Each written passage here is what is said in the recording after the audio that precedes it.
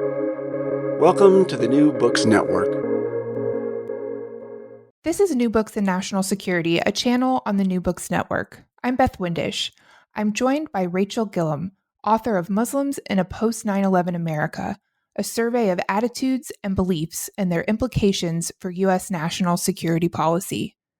Rachel Gillum is a visiting scholar at Stanford University's Immigration Policy Lab. Rachel, welcome to the show. Thank you so much for having me. Can you tell us a little bit more about you and how you came to write this book? Absolutely, absolutely.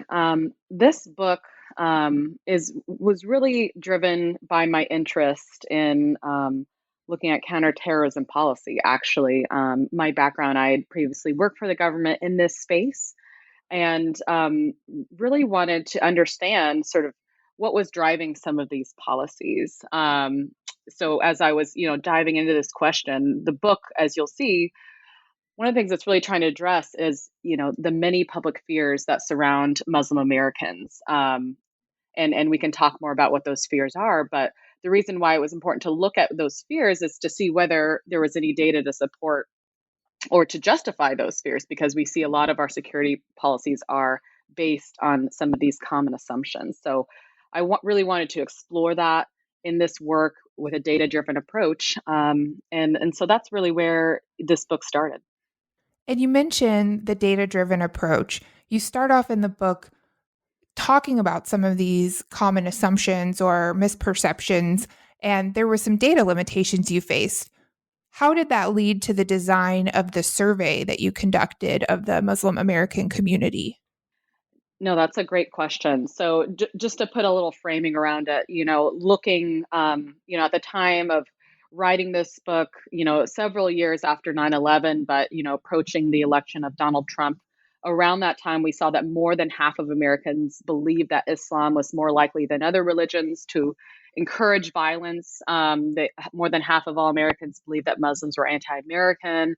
About a third believed that they should be subject to more scrutiny than other religions, so on and so forth. And again, there was really relatively little data to even examine whether these perceptions were true or based in fact. And so, as I mentioned, I really wanted to assess these, but of course, there's not always a silver bullet in how you can sort of answer each one of these questions. And so, what I did in the book is really rely on several sets of data. The primary source was a national survey of Muslim Americans, representative of the population across the country.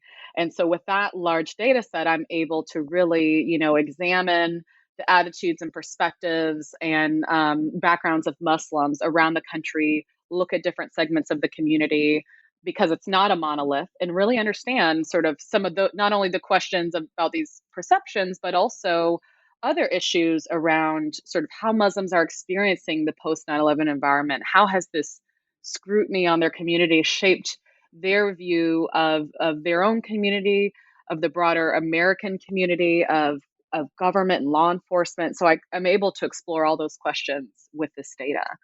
But in addition to the survey, I also interview hundreds of Muslims around the country. It really was important to not only sort of figuring out what are the relevant questions to ask, but how to ask them, sort of what's on the forefront of Muslims' mind, different segments of the community. And in addition to that, did focus groups, hosted conversations, observed conversations, many conversations with law enforcement directly, national security leaders, to really put together a full picture, trying to get at some of these very difficult questions. And your results yield a very diverse range of experiences. I was hoping you could give us a high level snapshot of the breadth of what encompasses Muslim Americans and how that might challenge popular notions of who is a Muslim in America. Exactly. No, that's a great question. So typically, I think when most Americans think about Muslims in the United States, they tend to think about Arab Americans, which is a very significant part of the community. But Arabs do not, in fact, even make up the majority of Muslims in the United States. We see large segments of the community that are actually African American, African American, and they've been Muslims for generations. Some are converts. We also see, African immigrants to the United States. We have a large segment that is from Southeast Asia, Pakistani descent, Indian, Bangladeshi, so on and so forth, Iranian. I mean, it's just such a diverse community. It's the most diverse religious community in the United States. We see many languages spoken, many variants of Islam practiced, and this all differs across generations. So I certainly think it's worth taking the time to really look at these different segments, look how these different groups have experienced the post 9/11 environment. So the book really does aim to explore some of that diversity. And I wanted to touch on the methodology of the book using the survey in your interviews. And we just talked a little bit about the diversity of Muslims in America, but you also compared Muslim attitudes, for example, the Muslim attitudes towards violence with other segments of the American population. Can you talk about how you approached this information, not only from looking at the population you were studying, but also putting that population in the broader context? Thank you for that question. Yes. So there had been some studies in the past that tried to answer this question about Muslims' attitudes towards violence. And they would simply ask questions about, when can violence be justified, so on and so forth. But I didn't think that those findings in isolation were particularly helpful, because certainly you'll always have some percentage of the population that feels that violence can be justified in certain situations, and another portion that believes it can never be justified. So what I did was I ran the same survey questions to a population of Muslims as well as a population of non-Muslims. And basically what I found was that Muslims were no different, controlled for all the different variables. And we can talk more about that, but on average than Christians, for example, in when they felt that violence could be justified. And so it was important to put that in context so that we can, understand sort of what are common attitudes around, again, when violence can be justified. And I use different ways to ask the question in different contexts to sort of flesh out sort of what we're seeing, from the data. Were there other observations that you found similar to this, that putting Muslim attitudes or experiences in broader context revealed more about maybe even what's more of an American belief rather than a Muslim or a Christian belief? Yeah, there were several hints at this, suggestion around it being an American belief versus, a Muslim belief. So, um, certainly across, different questions beyond violence, but just asking questions around law enforcement, other things, we see that those who are born and raised in the United States, Muslim and non-Muslim, um, tend to be more willing to challenge authority, challenge, government, say that it's okay to retaliate against, law enforcement if they are, using violence against your group. We see that in both Muslims and non-Muslims, for example. Um, we see that, those born and raised in the United States tend to get less trustful of some government institutions, or are less trustful than, again, some folks that are born abroad. So absolutely do see some of those patterns that are very interesting that we wouldn't otherwise observe if we didn't have sort of the other population to compare and contrast against. And after 9/11, you describe a series of shift in policy at all levels of government that resulted in scrutiny of Muslims. Can you talk more about what unfolded at that time? We're having this interview on 9/11, 2020. The world looks so different. It's been 19 years. It is hard to remember what it was like on that day. Those of us, who were around certainly remember. And it was a very scary time, and there was a lot of uncertainty. So I just want to start with that to say that, it was not clear what was going on. It wasn't clear where the next threat was coming. A lot of concern. And so, we had, given the unprecedented attack, we engaged as a government, as a country, in some unprecedented measures. And so, generally speaking, without sort of going through the litany of policies, we sort of turned to a guilty until proven innocent framework sort of turned on its head how we normally approach these things. And you saw, many folks of Middle Eastern descent sort of being picked up by law enforcement, and definitely detained without being charged. There was reports of abuse. Um, in my conversations with Muslims around the country, there was also anecdotal mentions of individuals who went to law enforcement to offer tips, to offer suggestions, and were themselves detained off of just suspicion based on their background. So we saw a lot of confusion, a lot of sort of over I would say, now we can say, looking back, overreach of again going after Muslims. And then we saw some other institutionalization of policies where Muslims, for example, who entered the country, were tracked while they were here, had to report into the Department of Homeland Security under the National Security Entry Exit Registration System.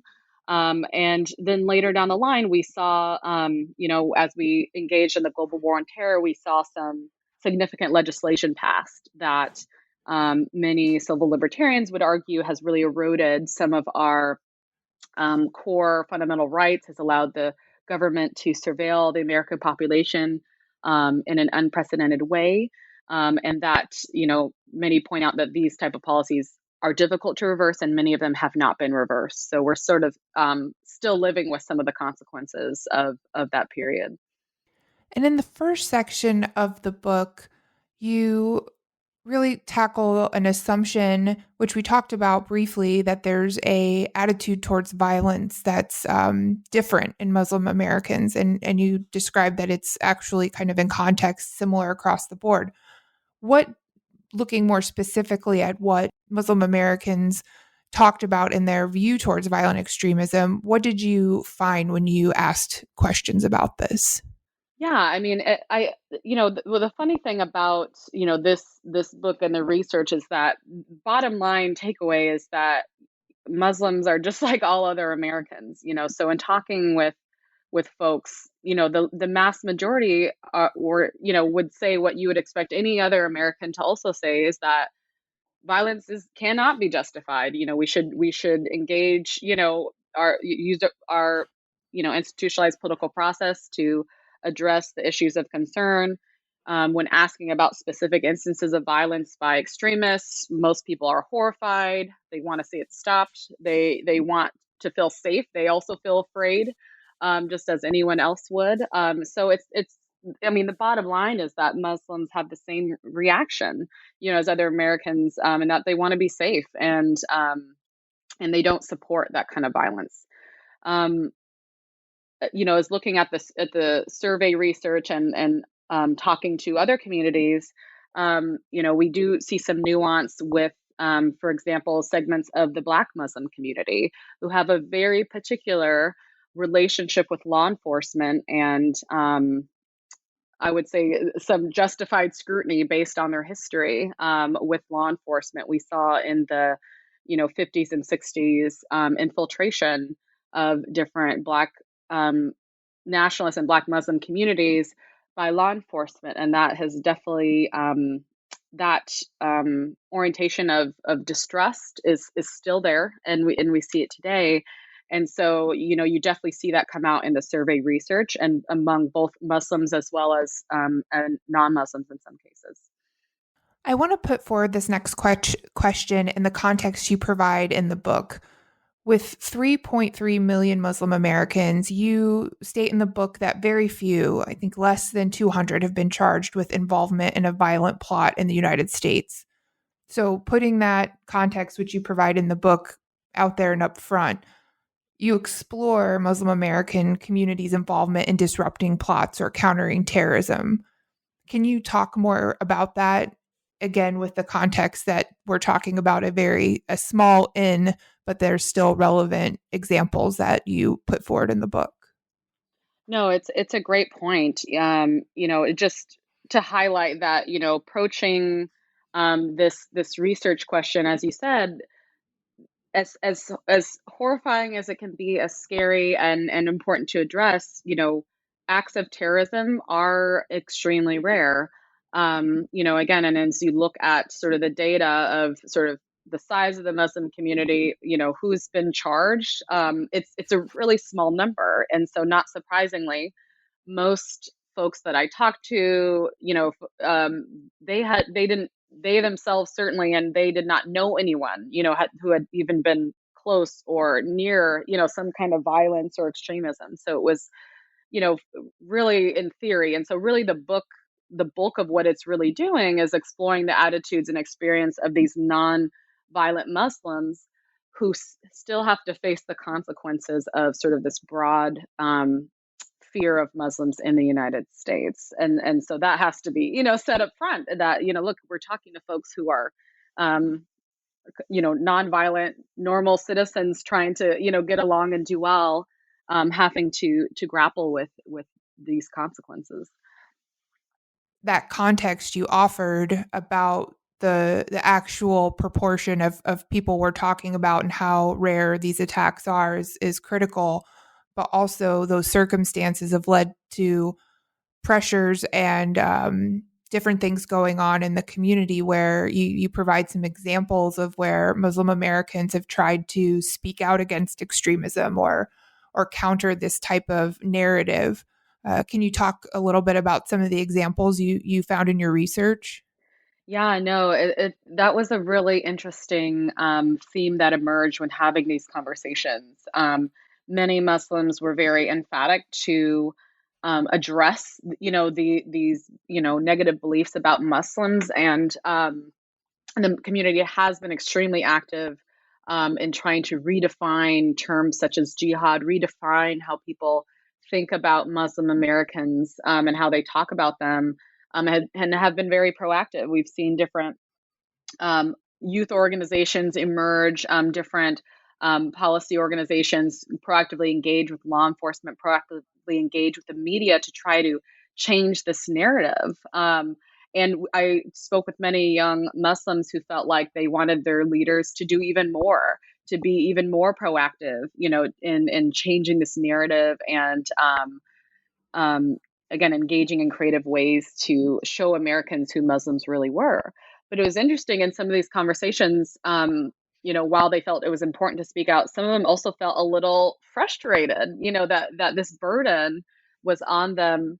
Again, even though empirically the evidence was not there, that they still had to proactively, in the instance of any attack, emphatically speak out and condemn it. They felt that that was a burden that is not shared by other groups. When we see acts of extremism, we don't necessarily always expect every, example today, like every, let's say, Christian church to speak out against, an act that is done from sort of a more extreme, Christian organization, for example. And so it was definitely an interesting tension there. Again, like knowing they want to speak out, want to change the narrative, but it feels like a burden to some. Well, that really kind of segues into the second chapter where you're looking at integration. And it rests on an assumption that a lack of integration is somehow connected to violence. Can you talk more about this issue of integration and what your findings were? Absolutely. Yes. So we've seen in some of the earlier research on Muslim integration is really premised, again, by this assumption that a lack of integration leads to terrorism. So I'll just put it out there that evidence, that link is not entirely clear, but I won't spend time, asking about that. But that's what really drove, to ask the question, like, how are, Muslims doing in American society? Are they really isolated in some way? Are they really refusing, to become a part of our society? And so, to answer this question, we as scholars don't have an agreed upon way to measure integration. There's many different ways, there's many different concepts. There's a huge literature on this concept, but what I try to do is sort of take different features of integration, that seem relevant across the different literatures, and compare again Muslims to non-Muslims, and how are they doing. And A big finding, high level, is that Muslims really reflect the broader American community across these various metrics: how they're doing economically, how they engage civically, their social relationships, engagement in different key institutions such as schooling and different things like that, and even identity. We see that basically by the time you get to the second generation, folks who are born and raised in the United States, they look just like other Americans to the degree that they identify as an American, and that's an important part of their identity. So that was a really just an empirical look comparing Muslims again across a variety of metrics, and we see that again they look like the broader American population. We don't see um, any kind of sort of significant isolation or anything unusual there. And so when you're looking at variables for integration, you're talking about things like for immigrants, for example, English language acquisition, Hmm. voting, things like that, right? Right, exactly. So, so even when I'm comparing Muslim immigrants, I'm comparing them to other immigrants in the United States, and we see high levels of English acquisition. We see again high levels of naturalization, which is another in some research indication of integration as well. So we definitely see an attempt of Muslims and to really become a part and again increasingly look like American society. We don't see them falling behind in any significant way in any of these categories. So, an issue that you kind of hinted at earlier in our discussion about some of the generational stuff is that there seems to be a theme about integration and perception of fairness having more of a generational component rather than necessarily a religious component. Can you talk more about that? Absolutely. So a key finding of the book is that what appears to be the most integrated Muslims, those who are born and raised in the United States, full-fledged Americans, these individuals do appear to be the most frustrated by the sort of broad brush scrutiny on Islam and these assumptions of violence and lack of integration. And we can imagine why.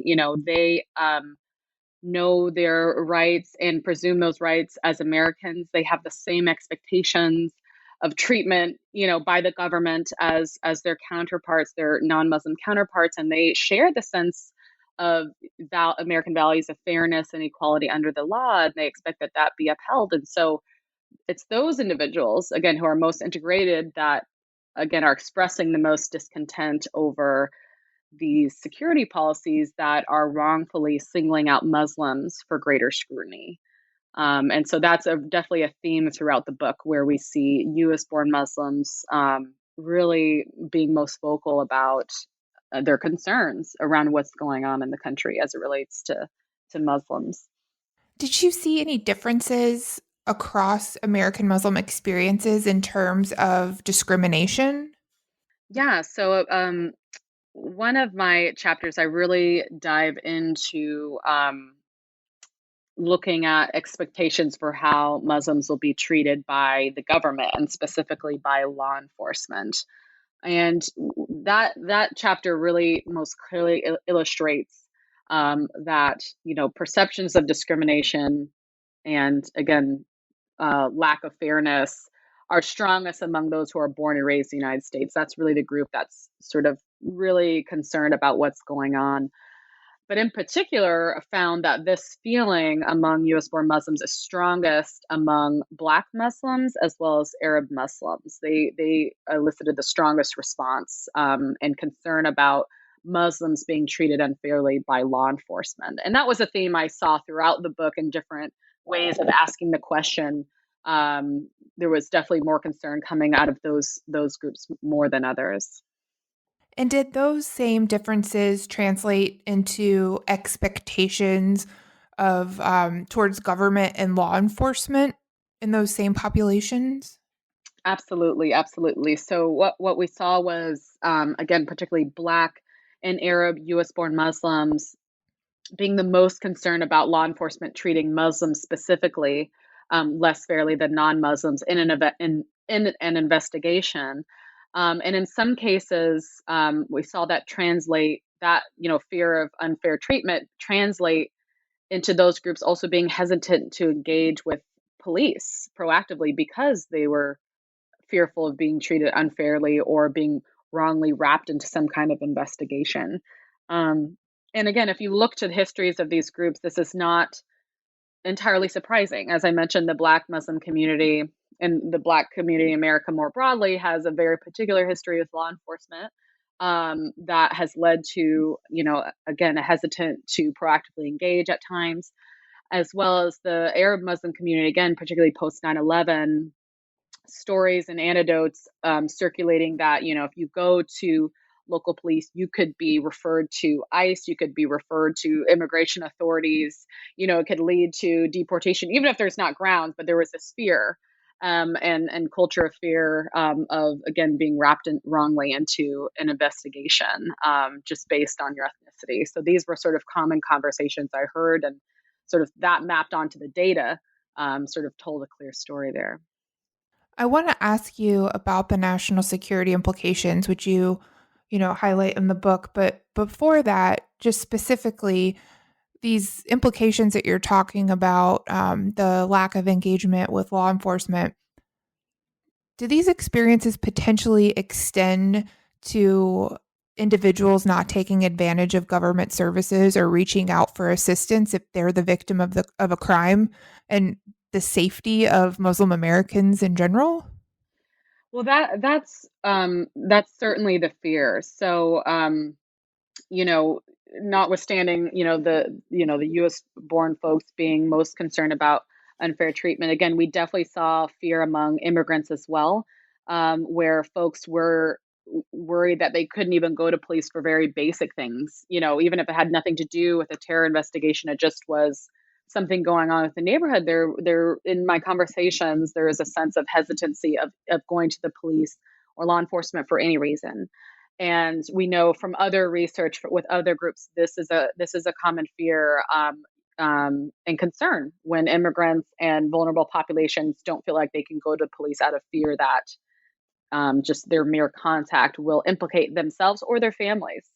And we've heard this conversation again with, for example, undocumented communities in the United States, and that's why for Muslims, for other communities, there can be a fear of sort of linking, for example, immigration authorities with local police, and some argue that those two functions should be separated so that individuals can go to police for their basic needs and protections and not be in fear of, again, a broader, federal immigration issue, for example. Now, broadening back to the national security implication, how do these policies potentially have second or third order effects on security outcomes for the country as a whole? Absolutely. And this is, I sort of surface, these points just to say that we should all care about this. We should care about when a group of Americans is being wrongfully targeted by our policies. Number one, because we don't want to see a misallocation of resources. If this group is not actually a threat, we don't want to spend the enormous amounts of money we've spent, monitoring and surveilling, so on and so forth. Um, Number two, or actually, I shouldn't put this in order of what's most important, but the other point is, again, rights are being violated, and that should be concerning to us all.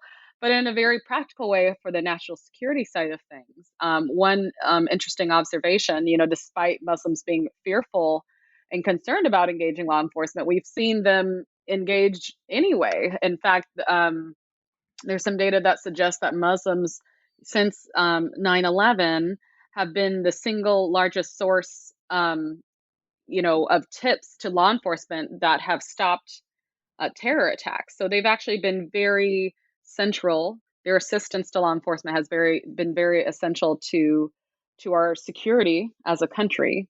And we would hate for, again, wrongly applied policies to make Muslims fearful of going to police if they do have useful information. We want to keep those lines of communication open, both for our national security, but also for the protection of those individuals who want to engage law enforcement. So that's just some of the few, externalities, unintended effects of some of these policies.